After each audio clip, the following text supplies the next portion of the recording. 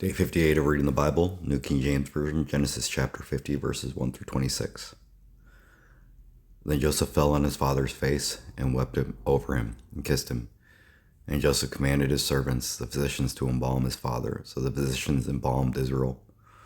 40 days were required for him, for such are the days required for those who are embalmed. And the Egyptians mourned for him 70 days.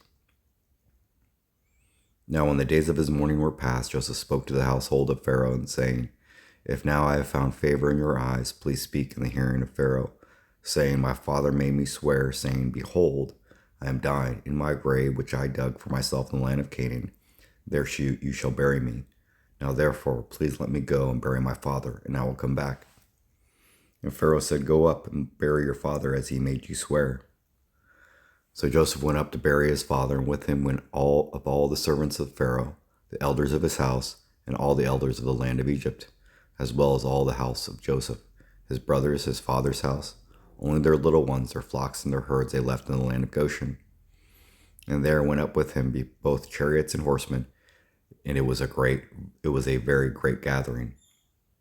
Then they came to the threshing floor of Atad, which is beyond the Jordan, and they mourned there with a great and very solemn lamentation.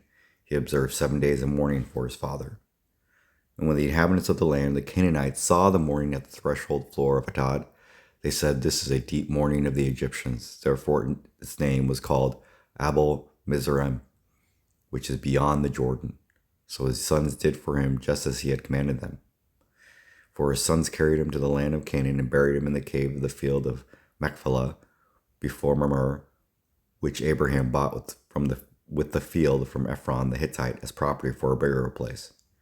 And after he had buried his father, Joseph returned to Egypt, he and his brothers, and all who went up with him to bury his father.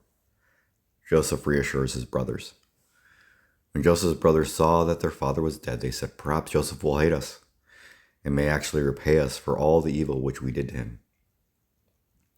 So they sent messengers to Joseph, saying, Before your father died, he commanded, saying, Thus you shall say to Joseph, I beg you, please forgive the trespass of your brothers and their sins, for they did evil to you. Now please forgive the trespass of the servants of the God of your father. And Joseph wept when they spoke to him. Then his brothers also went and fell down before his face, and they said, Behold, we are your servants. And Joseph said to them, Do not be afraid, for am I in the place of God?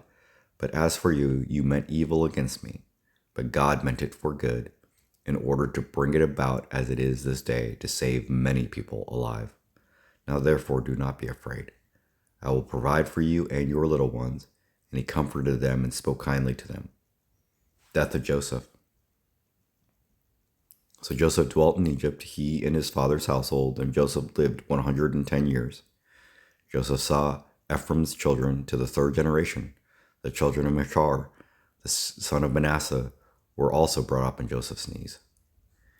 And Joseph said to his brethren, I am dying, but God will surely visit you and bring you out of this land to the land of which he swore to Abraham, to Isaac, and to Jacob. Then Joseph took an oath from the children of Israel, saying, God will surely visit you, and you shall carry up my bones from here. So Joseph died, being 110 years old, and they embalmed him, and he was put in a coffin in Egypt.